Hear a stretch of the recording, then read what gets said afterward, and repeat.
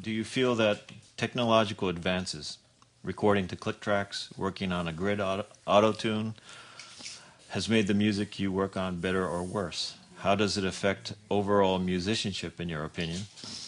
We could have a conversation with just that for like 2 hours. And how? So I would say that I don't think that technology has got anything to do with making great music at all. It's not about the technology. In fact, I would quote something that Glyn John said years ago. Some young aspiring musician came up to him at some AES or CMJ and was excited about some piece of gear and was like, Glyn, have you heard the latest Yamaha XPY 2000? And Glyn, in his very English proper public school education with the half-rimmed glasses, looked down and said, my dear boy, if I turn a knob and a great sound comes out of it, that's a great knob. And you're like, so I mean, it's fantastic, yeah. And it's like, yeah, like, I mean, yet again, working with Steve, with you too, is like, yeah, Larry tried to play to a click track, but he couldn't play to a click track, so it didn't matter. I remember that day. Yeah, it was horrible. Sunday for a whole day. Yeah, and it was horrible. Listen to it, Larry. If you can hear the click, you're out. Yeah. But I mean, the thing with the technology is something to be used if it advances the primary goal, which is to make a great recording. But if it's getting in the way, then you turn it off. And people think, oh, it's got to be about the gear. It's got nothing to do with the gear. If you got a great song, a great musician, that's really what you need, and a great, good sounding room, or even a shitty sounding room. It doesn't matter. Right. That's what matters. Well, Roy, has digital technology cut down on your mixing time? No. I'd say not really. Not since it moved away from tape. I guess the ability of, the disconnect from, I get a lot of mixing work, so the disconnect from the actual process of, well, actually it's not really disconnected.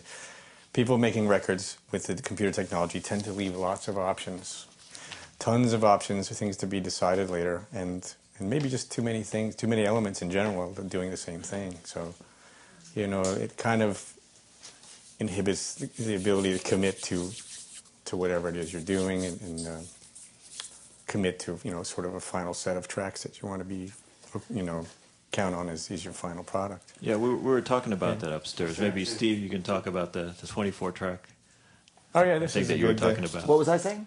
The 24 tracks being like the perfect... Oh, yeah, I don't know why. But that's only because that's what I grew up with. I mean, someone else can grow up with something else and that's their norm. I think the key thing is decision-making. Oh, yeah. That whole thing of trying to make decisions as you go along, and you have to have confidence and as well, but it feels like, as I said, someone told me once that the amount of decisions you make as you make a record should become less and less until you got your record, And nowadays, I think, we all come from this age where there was a technical thing that stopped you. You had to make decisions. There was a limit because it was only 24 tracks or whatever. But now, no one, people are growing up without anything like that, so they don't necessarily think that there's anything to stop them just going expanding, and I think that is not necessarily good, for your art. I think to have. Agreed. There was a point in time when we were dealing with 24 and 48 track, where during the process, as an engineer, even I'd be thinking ahead, even telling producer. When I was the young engineer, maybe there was less real estate than there actually was to force us down. Yeah. Oh, yeah, we don't have another track. Oh, yeah. Here's a tenner. Find another track there. Yeah, because hit the raise button, yeah. Oh, you want to leave? Oh, it's gone. It wasn't very good. You never know when there'd be something really important that you had to capture that moment that you couldn't say, we couldn't do it, So we were, kind of planning in the back of our minds the whole time. And also, we always think, that when you add something to a mix, you're sort of mixing it in to the sound as you're working. It's like, to try and make those decisions to decide, yes, that definitely works, and you mix it in, and then you've got the next level. And, so mixing as you go, I find, if you're doing it yourself, try and make it, always say to myself, how is this sounding? Does this sound, if I've got 5 instruments on here and it doesn't sound like a record, why doesn't it sound like a record? Because records with there's some brilliant records with 5 instruments on, so why doesn't mine sound brilliant?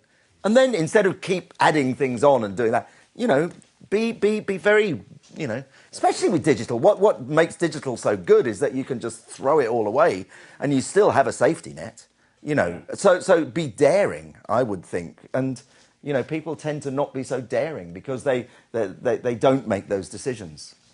It should also be like when you have your, you know, you should be able to, like you say, 5 instruments, and then, you know, I often get sessions like where the amount of automation data inside, it's like stuff is flying all over the place and plugins coming in and off, and I'm like going, why? It's like, get a good sound, record a good sound. It's not that hard, you know. Good musician. Yeah. Well, hiding behind sound is like the worst. Is the worst thing, you know. Yeah.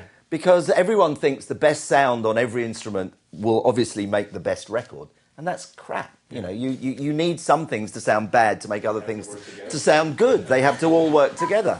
Yeah. So, Roy, what do you do when you get 100 tracks of music? It takes almost a day to sort them out for me. Usually, it usually comes not really well notated. And most of the time in the advent of the DAW, clicks and crossfades not done on anything. And just to really learn what the song is about. And I try really hard to get the artist to say, all right, what is it you'd like to end up with? You know, these days even more important to give me an example so I can listen to know what you were trying to do. Really helps me a lot. But sifting and sorting and organizing before I even think about mixing is basically what takes most of the time, actually, for me, for sure. No question. Because you want to really react, you know, like that. Yeah, I want to get in the mode where I can actually be creative. Yeah. You know, usually I do. I'm a big beginning to end mixer guy. So as a song, I'm really into the shape of things, particularly with the song, and I'll move things as just how they're hitting me, and it won't be necessarily technical. So if stuff is, you know, jumping out at the wrong, or if I have to pan something to make it work, and all these other crazy things, kind of lightened in the water. So I have to sort it out beforehand. Yeah, that's a big problem. It's a big issue. So it basically has to play pretty good without any automation, I think, you know, on its own, and then be ready to mix, I think. Okay. Well, this question's for Steve. Do you ever or still discover bands, or are they only brought to you through their lawyers or the label? I don't know the lawyers, really. I lead a very sad existence, Kurt, and I'm always want to listen to new music, and I mean, I'm very open to anything. I mean, that's how you should always be, I think.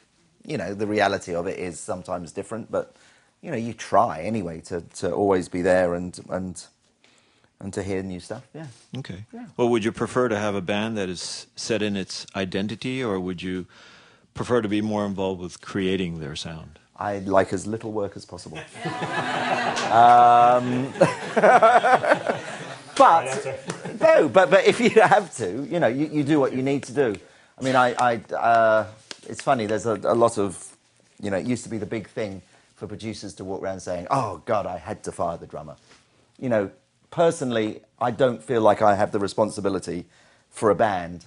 I would just not work with them. If I felt the drummer wasn't good enough, really, I just wouldn't do it. Who am I to say, get rid of your drummer? You know, and to be honest, with patience, you can work with anyone. I mean, you know, we're not, it's, you know, maybe it's people who say, oh, the drummer's not good. They just don't want to work with them and help them get through it. You know, I don't like that attitude of some producers who, you know, it's like, it's all about me. Well, it's almost like, you know, the way people learn, you know what I mean? Like certain people are great at coming into a studio and being in that environment and just figuring out how to play to a click track or play in a, you know, essentially a sterile environment, you know. Well, it's definitely my fault if I take on a project and then I realise the drummer is no good. Yeah. It's my fucking fault. Right. You know, because I shouldn't have decided in the first place. Sorry. I'm quite passionate about that. That's important.